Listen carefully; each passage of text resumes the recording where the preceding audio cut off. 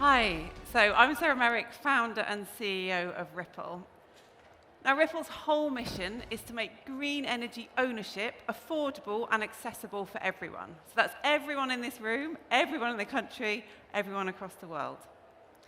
Now, what we do is we enable everyone to own a tiny part of a large-scale wind farm or solar park, and then get the green, low-cost electricity that it generates supplied to their home or business via the grid by our utility partners. Now, at the moment in the UK, we're working with Co-op Energy, which is part of the Octopus Group. That means that anyone on any Octopus tariff can also get involved with Ripple. So Energy, E.ON Next, and Unified for Businesses. Now, we make it so easy that all people need to do is buy their little bit of the wind farm, and then every month for its 25-year life or 40 years for a solar park, they get a saving on their electricity bill according to how much their little slice of the solar park or wind farm generated the previous month. It's really, really easy. Now, we take care of everything for people. What we do, we're not a developer, so we don't go out and develop wind farms. We don't supply electricity either. We're a clean energy ownership platform that makes consumer ownership possible. So we go out and secure projects that have got planning permission. We then set up a cooperative, and people buy shares in the co-op, and that's how they own the wind farm. And then we manage the build and the operation on behalf of the thousands of people that own it. And then when it's ready to start generating power, our utility partners supply the electricity from the wind farm to everyone's homes, and they get a saving applied to their electricity bill. Now, on average, our members so far have bought about £2,200 worth of our projects. In the first year alone of the first project's operation, the 900 owners of that wind farm saved about £340 off their electricity bill. Because prices have gone up loads since then, this year they're set to save nearly £1,000 each off their electricity bill. Now, in terms of Ripple's business structure, we charge our members an arrangement fee. That's part of the capital expenditure when they join. And then we charge a monthly management fee throughout the wind farm's 25-year lifetime. That's our recurring revenue. And then if we switch somebody to one of our supply partners, we charge that supplier a switching fee, just like Uswitch would charge them. Now, Ripple solves three big problems. High energy bills. You'd have seen over the last couple of years just how punishing high energy bills can be for people. So by enabling people to own the UK's cheapest source of power, that's large-scale wind, large-scale solar, they can reduce and stabilize their electricity bills for the long term. So our members have genuinely been protected and shielded from the crazy high prices that we've seen over the last couple of years. Now, climate frustration. I'm sure everyone here wants to act on climate change in a way that is really tangible and really impactful, and they know is making a difference.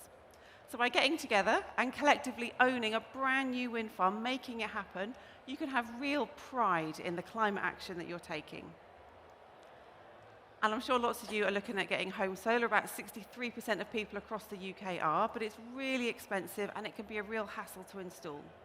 So Ripple is a much lower cost alternative. It's about 60 to 80% cheaper than the equivalent upfront cost for home solar.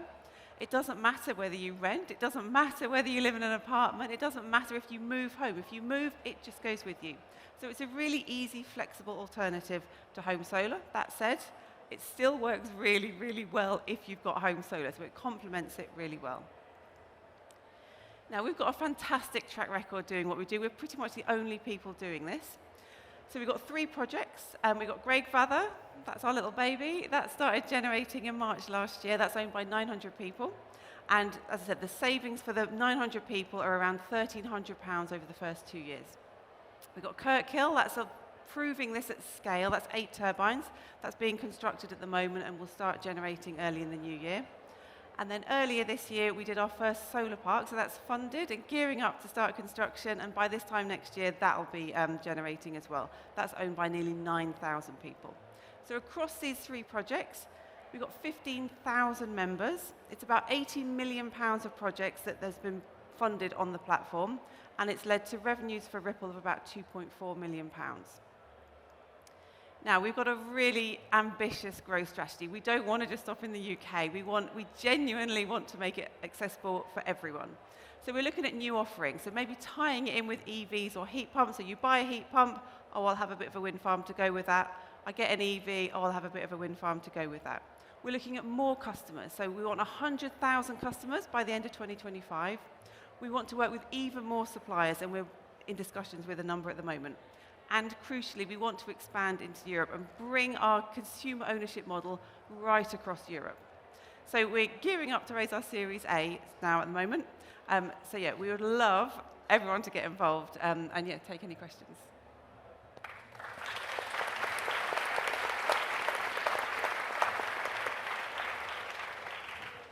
I was just, a brilliant pitch, thank you, Sarah. I was just intrigued to understand, I guess, what inspired you to come up with the idea behind Ripple, and also what the end goal is for the business. Yes, I've worked in the wind industry for 23 years, and we were looking at, what happens in a post-subsidy world, and the industry's response was, oh, we'll sell our power to Google and Facebook. And by that point, wind had become the cheapest source of electricity in the UK, and it just seemed really unfair to me that, Google and Facebook can access the really cheap sources of power, but me as an individual, I couldn't. And so then, I worked out how much of a turbine you'd have to own. It's about a credit card slice of a turbine to power a home, and worked out how much that would cost, and it just seemed like an absolute no-brainer. Love it. Thank you. So you talked about the site that you've got, one under construction, and the next one. Where else in the UK? Where would you like to go after that? So we're looking at loads of different projects. So we don't develop the projects ourselves. So we go out and we partner with developers. And so yeah, there's some quite exciting news, hopefully, about more projects soon. What do you jump out of bed for in the morning, and what keeps you awake at night?